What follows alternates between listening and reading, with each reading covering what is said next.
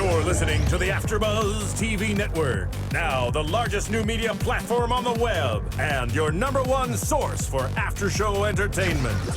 Very good, Gene. Johnson.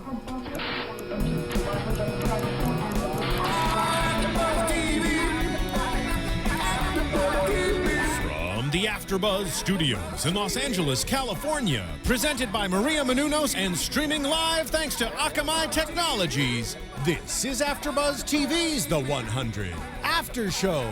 We'll break down tonight's episode and get you all the latest news and gossip. And now, another post-game wrap-up show for your favorite TV show. It's AFTERBUZZ TV's The 100 After Show. Hey guys. How's it going? Hold on, let me wait for the beat to drop. Is this from last week? Let me see if I like this. Hey, I like this, Phil. Good choice. Welcome, It was guys. episode 1. Episode 1. Ah, Nice. all right. Good. Welcome to the 100, episode 7. This is called Contents Under Pressure. I am your host, Chloe Onyx. And I'm Tauri Miller. And tonight we have a very good wrap-up show for you on the 100. Ooh. No, I really like this song, though. We should, I just play it the whole time. You guys vote. Is it this or Floaters? What was the other one we had? Yeah, float on. I like this. Yeah, it's a good way to jump in, get you all pumped. I know. Um, All right, so what did you think about this episode? It was amazing. For real? I thought it was. I'm like, for real? No, I'm joking. I loved it. Okay, so what was amazing about it to you? I think mostly because all up until now, it's been 2 separate storylines going on simultaneously. But then at this point, everything's starting to come together. All the loose ends, like, the Wells dying thing and the, Abby getting her husband killed, all that stuff. Yeah, everything's kind of coming to light, like one big happy family kind of thing. Yeah. But not really happy family. But let's backtrack a little because we didn't get to Yes. talk that much last week about the Bellamy Octavia fight. Oh, yeah. We kind of just, we skipped that. So I was like, we got to go back because that was really, really big. Mm-hmm. One of the things that was very interesting was that Octavia, pretty much, well, Bellamy, I think, feels bad already Yeah. because a lot of things are his fault. And I think he didn't mean for a lot of things to go the way they did. He was just trying to be a good big brother. Yeah. And he's the reason why Octavia's mom got floated. Mm-hmm. He's the reason why they got caught. Like it was too early in the game. Like he got his little job. He was like a little police officer, and he thought, I can still, do some things, and he couldn't. He was like, he had that much power. Well, I mean, he had the best of intents, and you got to commend him. And I feel bad because this show just keeps piling things onto him, I know. And then it all culminates in this one moment where they confront each other, and basically they both say that they hate the fact that each other was born, and it was so sad. That is, because you can tell, Bellamy's life is about Octavia. Yeah. And I felt so horrible. He was like, my life ended when you were born. And I'm like, that's under the belt. Don't you think it's a little under the belt? Yeah. But it's true. Even in that first sequence in the last episode, the mom was like, hey, she's your responsibility now, which is terrible for a mom to do because he was like 3 or 5. I know. And I thought she was going to die, but then she didn't die. So I was like, okay. That didn't make too much sense to me. Yeah, I would have understood more if she had died, if that was her last I moment, know. and he had raised her being a toddler, essentially. I don't think a 7-year-old can raise a newborn. I'm just saying, pound. I could be wrong. Hey, it's probably been done. It's probably, you're right. You never know the crazy things that go on in this world. Oh, yeah. So let's jump into tonight's episode because so much, honestly, you're right. I feel like this is one of the best episodes I've seen thus far. Yeah. Because it's just stuff just kind of popping out and ooh, who's that? And oh, what's that? And da-da. So it starts off right away as Abby, back on the ark being spared. First of all, they're reading off everything she's ever done wrong. And I feel like all the things she's done wrong and she should have been killed for is the reason why these people are even surviving or they even know what's going on Right. with Earth. So kudos to Abby. Abby has balls, if you don't mind me saying. Oh, no. She does what she feels is right, and sometimes everything she does isn't always 100% the best. What would I say? The best outcome. Yeah, but it she doesn't does. always turn out the way she Yeah, it doesn't wants it always to. turn out the way she wants it to turn out, or it doesn't always appease everyone. But she does what she feels is right in her heart, and she takes a stand, and I can appreciate that. I agree. Though it kind of bums me out a little bit because this is the third time that she's been saved. It's like, hey, you've broken all these rules, and we're gonna kill you, but we're not gonna kill you. But see, you need to make this is the perfect example of you need to make yourself usable or useful. See, useful. That's what I made up. Totally. I just made up that word, guys. Hashtag it, guys. Hashtag usable. She's usable and useful. You know what I mean? So the fact that she's a doctor, and they even said this, like, you know, we spared your life, but it's only because we need you. Right. See, keep yourself needed, and I feel like we would all be so much further in life, you know, like if someone wanted to fire you, but they're like, I need that person. That means you're doing, you know, that's very important, I think, for everybody. Look at that. Life lessons. Life over here. lessons, you know, be useful and no one will ever dispose of you. Be needed and no one will ever dispose of you. And so, like you said, she's breaking all the rules, and the only thing that keeps her from getting floated is the fact that they need her. I'm guessing she's the only maybe head doctor or head surgeon or whatever she knows how to do, no one else knows how to do. Yeah. So, shit, Abby's like the boss, really. Like, she's a boss. Basically, she's untouchable. She's untouchable. They need to get on her level. However, she's not so untouchable that she couldn't keep her spot on the council. I know, that sucked. Yeah. I felt bad. You know, she reached for the seat, and what's his name? Jaha was like, no, not so fast. Not so fast. It's not for you. Now go, like, fix her, save a life. Like, you know, like, I just felt like, okay. So, you know. I mean, but it's understandable. Yeah. I mean, you can't have a council member that is constantly breaking the rules. It sets a bad precedent. And, I mean, how do you keep that contained? At what point are you essentially enabling her? Exactly. And at that point, she might get, like, Bellamy on them and just be like, this is my ish. Like, I run this, you know? Like, But, so we see all of that go down with Abby, and then we see that they finally make contact. Oh, yeah. I was just like, yay! Were you doing that? I was like, yay! Like 5, you know, like 7 episodes to make contact, or 6 episodes to make contact is a long time. Yeah. You know, that's a long time. And finally, you know, we hear them all over the arc. You know, we can hear Raven saying, like, you know, can you read me? I'm trying to make contact. So it's not just the key people, like the council. It's everybody hears her. And so that causes, like, uproar in itself, because the people who are on the ark just living and moseying around are just like, well, what's going on? Who's that? From Earth? Wait, how?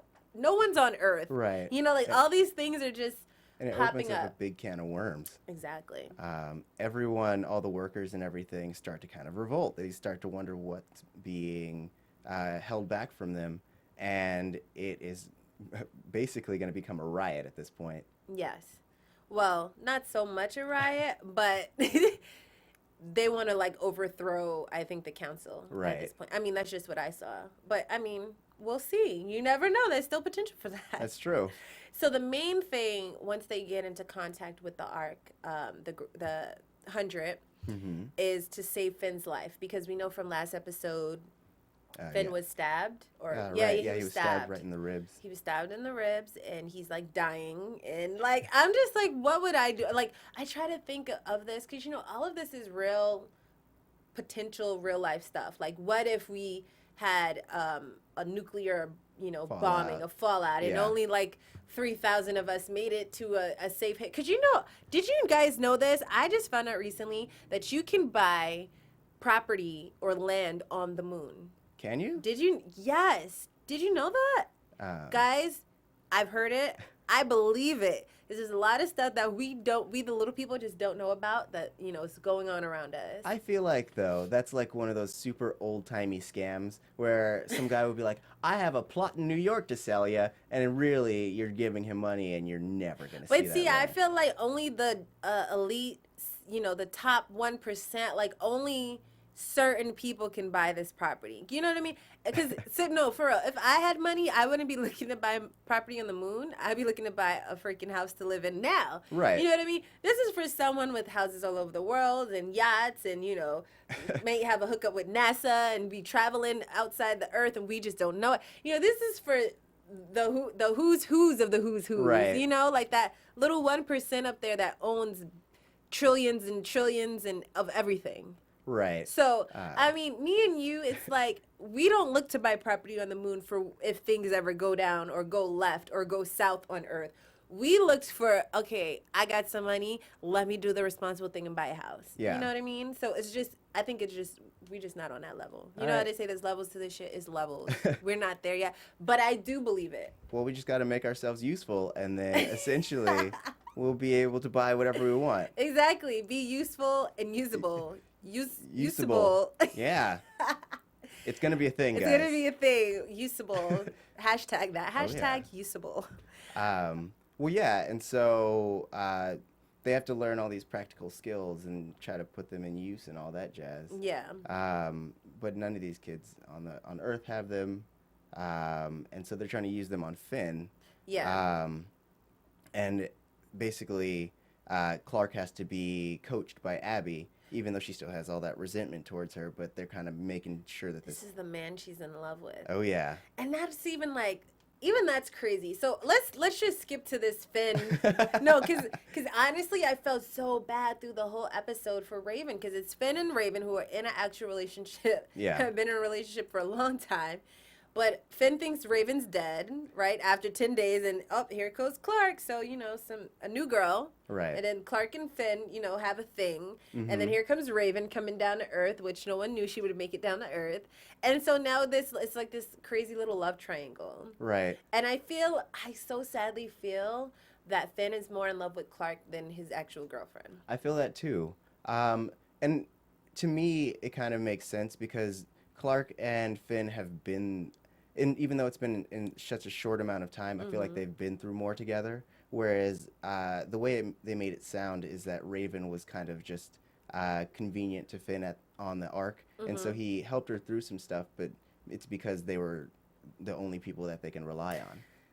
See, I feel like there should be like years and backstory and something with Raven and no, seriously, with Raven and Finn, because she's like, I need you, like, don't die. And Finn is looking at Clarke like, oh, you're saving my life, like googly eyed. Like, I'm just like, get your life. You know what I mean? Like, it's just disrespectful. Right. For guys, and I feel like guys are like that. I mean, I could be wrong. You're a guy. Hey, How yes, about you tell me? I am super offended. Are you really? No, well, you're not, because you have no. a friend like Finn. Tell the truth. You mean I have a friend that I am like in love with or something? No, you have a friend like Finn who has a girlfriend but sees someone new walking down the block and is just like, okay, I'll try that. My girlfriend won't know. Or, you know, just... Right. I'm Well, just I mean, saying. yeah, there I'm are... talking smack, I'm going yeah. to call them the outliers because I think overall all men are decent human beings. I think so, too. And if we want to get into a feminist conversation, I mean, we could talk about how taking it there, yeah. society shapes perspectives of women compared to of men, and how essentially we fall into those roles, and it's hard to break through and actually see the truth of what people actually are. And so the longer we believe these things, Really? the more it's going to continue. Yes. Okay. I went there. I did that. It's a thing. And now we can come back. Now we can come back. And this is Tauri, ladies and gentlemen. Hey, how's it going? So Bellamy brings a grounder back to camp, the same grounder that saved Octavia's life. Yes. And he's ready to torture him and get answers out of him and do whatever he has to do and get revenge for the sake of the 100. Yes. And what did you think about that? I felt like it was kind of like a vengeful 4-year-old who is playing with dolls, like, or a dog that bit him. He's kind of like, I'm gonna get back at him, and I understand his desire to kind of get more intel, but Yeah, he's hurt. All his friends are dying. yeah, All of his police officers, his little men yeah, who, like, you know, he's like, go left, they go left. or say how far left do I need to go. You know, like I Right. feel like he's a little boss, and all his little soldiers are getting shot down, Yeah. speared down, and now he's like, we're gonna stop this. I need some answers. And I just feel bad because I feel like Bellamy, it isn't who he is. Like, he's not a torturer, you know? Right. Like, there's some people who are built for that and there's some people who aren't. And you Yeah. can tell when he has them in, chained up, and he's like, I'm gonna do this. I'm gonna torture you. You better give me answers. And even when he takes the little, like, belt thing and he's just like, okay, like, he has to build up all of this, like, something. He has to build. He has to build his resolve. I mean, Yeah, like- well, because, yeah, it takes a lot of mental anguish to torture someone. It's not like you could just walk down the street and be like, all right, I'm going to torture that guy. Like, I know. it's something. And no one on that, on the ark, or not on the ark, but none of the people on the earth wanted to torture him. It's just, it was him or their friend. And Yeah. obviously their allegiances lied with Finn. Yeah, of course. And then, of course, while they're beating the crap out of this poor guy, Octavia is like, don't do it. Like, I felt bad because I feel like she really likes the Grounder. The Grounder really likes her. Yeah. He doesn't speak. Like, it's just like, well, like, use your eyes, and so it's very confusing of, like, what to do as Yeah. far as, because especially for Bellamy, his sister's saying no. He wants to save Finn. Clarke is saying yes, beat it out of him. Right. Like, it's a tough situation. Yeah. But yeah, but like, let's go back over to the arc because I love the way it's like Earth arc. So back on the arc, we meet this new character, Dayna, Oh, yeah. Diana. who was the old chancellor at some time, and she was obviously voted out. Yeah. And we don't know why, how, what, like all these little, Yeah, questions that are important. I assume it's shady dealings. Like, she seems like a snake, and You that think? yeah, Ooh. like even even when she first appears, she spends her time circling Jaha and trying to coax him into getting her on that counselor seat. Yeah. Ah. Well, I think what was interesting is that she said, I'm not here for the seat. I'm here because you need to tell the people what's really going on. Right. And I respected her for that. So that did bring other questions to my mind. Well, like, okay, was she for the the private, like, little council stuff at one point, and now she's for the people? Is it because she's thrown off? Was it because she was always for the people? Like, all these questions raised to my mind. So, Right. I'm just like, ooh, like, what is she going to bring to the table? Yeah. Like, I'm interested. Well, we could assume that it's not criminal because, I mean, she's still alive. I know. So, or she's Abby and she's super useful. She's super useful. yeah. Useful? But I'm assuming that she's gonna muck some stuff up. Muck some stuff up. Yeah. Okay. Because, like, even when she finally got the counselor position, which we'll get to, Yeah. like, I feel like her and the main aggravator had a moment where it was like, just as we planned. And maybe it's just me because I think everyone's scheming on this show. But, Everybody? yeah, everybody. Even Clarke? Especially Clarke. Especially Clarke. Look at that. Yeah. You guys know what I'm talking You about. guys know. I don't know. But no, I'm joking. But yeah, I feel like they had a moment of like confirmation, like that was all a part of the thing. Because if you're vying for a position, you don't always want to go straight to it. Like, so if she were making a plot, it would be to plant the seed in their private conversation, make it seem like you're not interested in, and then at a certain point make it so you need to be there. Yeah. So if that was the case, she did a great job. She did a great job. All right, so moving along, we see that Clarke gets the knife out of Finn's rib. Mm-hmm. She, she's communicating. They have communication now with the Ark. She's talking to her mom. They're able to get the knife out. He falls to the floor, and he's googly eyeing her. Yeah. I'm just like, come on, man. Like, insult to injury. Like, you know what I mean? Insult to injury. He's googly eyeing her. Raven is googly eyeing him. He's not paying her any mind. And eventually Clarke gets him sewn up. Yeah. And he's like going into a seizure. And then that's when Clarke realizes he's been poisoned. Mm-hmm. So Clarke runs upstairs. She's trying to, figure out. She remembers seeing like these little antidotes that the Grounder had. Right. And she knows one of those antidotes will heal Finn. But the Grounder refuses to talk. And I'm just like, come on, man. Like, seriously, he doesn't nod. He doesn't, like, wink. He doesn't do anything. He's just like, I don't give a damn. Let him die. Well, yeah. I mean, why should he care about any of these kids? I know. With the exception of Octavia. Octavia. Which we've seen his little book. He has his little drawing book. Oh, yeah. He draws. I thought Bellamy was going to kick his ass. What did you think? I was like, sugar. Bellamy's going to beat the hell. Because you know how just protective he is of Octavia. Yeah. Even if he's mad at her or she's mad at him, that's his sister. Yeah. You know, and I feel the same way. Like, for my little brother, you know, I would... Like, who's this little girl trying to get at my... How old is she? Where's she from? Like, I don't care if you 5. You know, like, Right. I'm just that kind of big sister. I'm just saying. Well, he made it, at least for his followers, made it seem like it was about more than her. Yeah. Because when she confronted him, he was like, bah, it's about everyone, not just you, bah. Because that's how Yeah. he talks, apparently. But it wasn't. It was about Octavia. I know when he saw that picture of Octavia, he was like... Oh, yeah, he was fuming. Exactly. You know, I really thought that he was going to kill him, like, in that moment. Like, but he didn't. Yeah. You know, because they needed to find out what antidote would save Finn's life. Yeah. And then... when this was the kicker to me was Clarke was just like, you know, do it, like, you know, like torture him some more to get the answer out, and the Grounder just would not talk.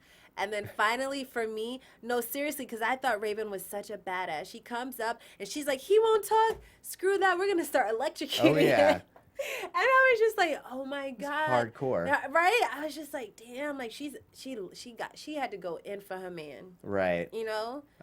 Well, yeah, as she said, like, Finn is all that she has. It was the ultimate act of desperation. It not to say I didn't respect her before, but at that point, you gotta. I know. I was just like, okay. Like, I didn't expect that. Yeah. But when she went, like, what is it? Guantanamo Bay style. Like, I was just like, okay, Raven, she is not playing. Yeah. And he still didn't budge. And then finally, Octavia runs in, and she's like, she takes the little knife that has the poison and stabs herself. Yeah. And, you know, she's pointing at him, and finally the Grounder gives in, and he tells her what antidote it is. Right. And I was just like, oh my God, I don't know if that's true love or, like, you know? Yeah. Or something.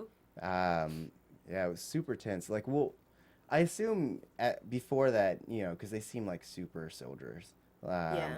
And so maybe they've had interrogation training or something like that.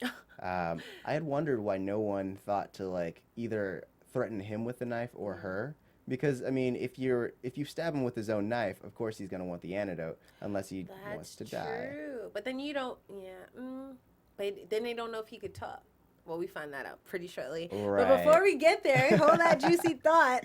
Let's go back to the Ark. So the Ark, the people finally realize something's going on. Yeah. And they're very angry. And so they pretty much go at the Chancellor, like, we don't trust you. You know, like, what's going on? You killed our family members and our friends. Mm-hmm. They didn't have to die. We had a way to get out of here, and you didn't tell us. And they want to revolt, pretty much as you were saying earlier. Yeah. They don't quite revolt, but you can tell that they're not happy. Yeah. And for the first time, we see Kane, who I thought was just, like, the ultimate bad guy. Like, he's, like, feeling guilty. He's drunk. He's, like, crying. Yeah. He goes to, like, this little Bodhi tree his mom has, and just all of this. Like, I felt like he was a human being for the first time. Yeah. It was kind of great. And bringing his mom back into it, it surprises me that she's such a hippie.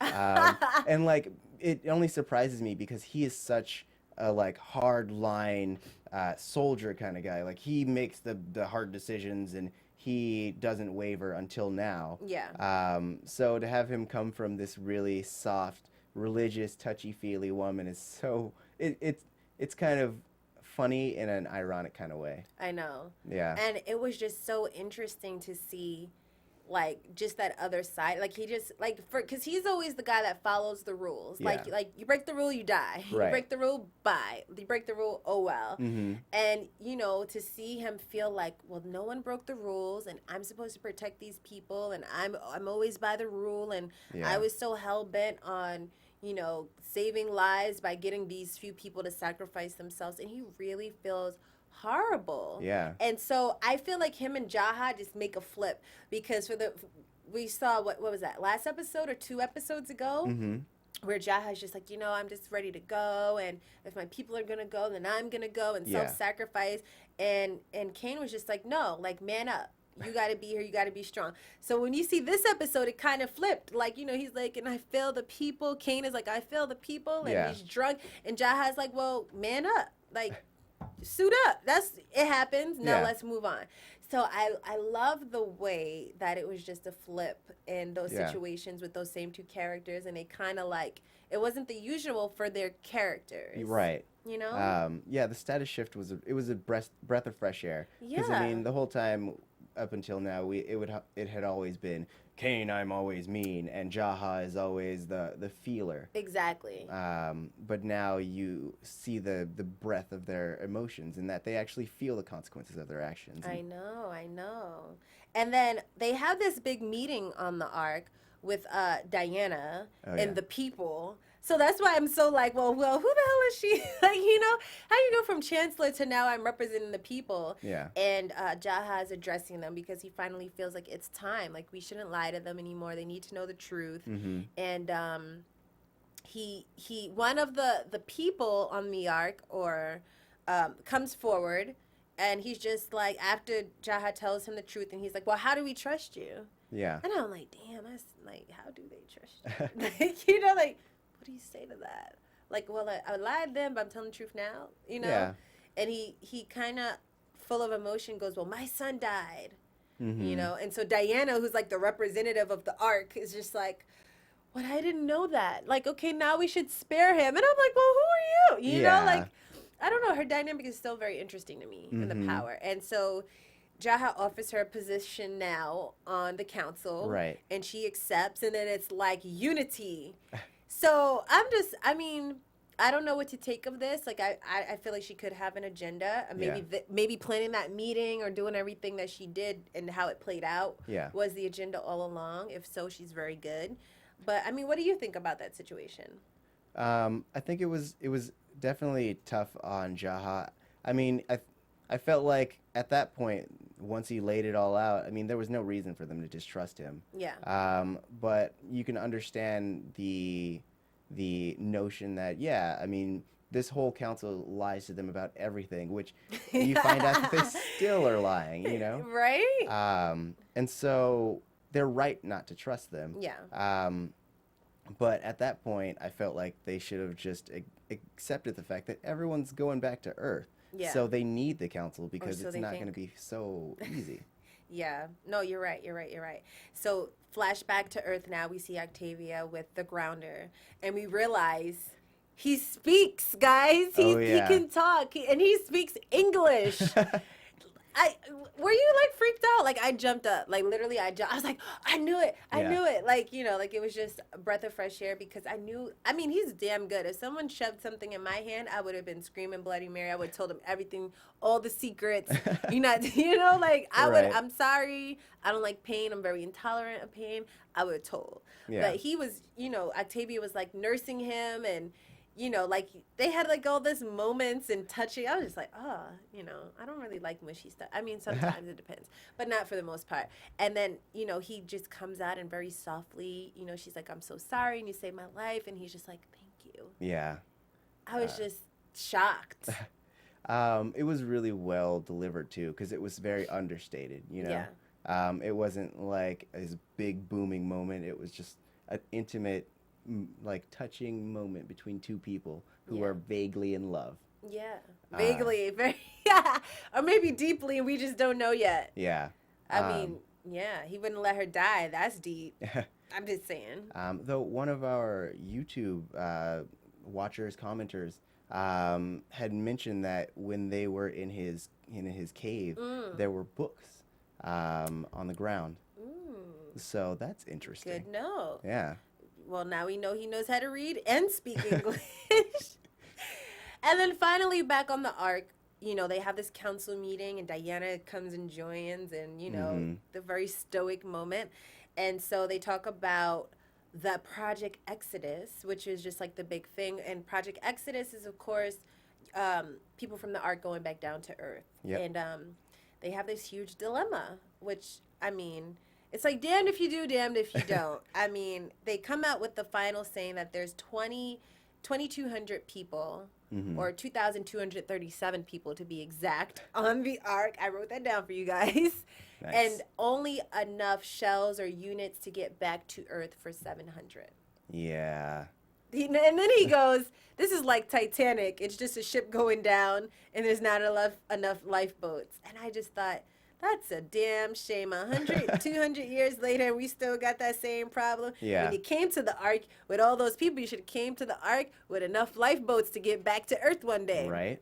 But again, they said we thought we would have 100 years to fix this. Yeah. Well, whoever designed that giant gaping flaw in the system, I mean, how did they think that they were going to make more ships out of the ships that were already there? Like, there was no way that they were going to get more materials. There was no way that they were going to build smaller ships out of their larger ships. There was nothing that they could have done.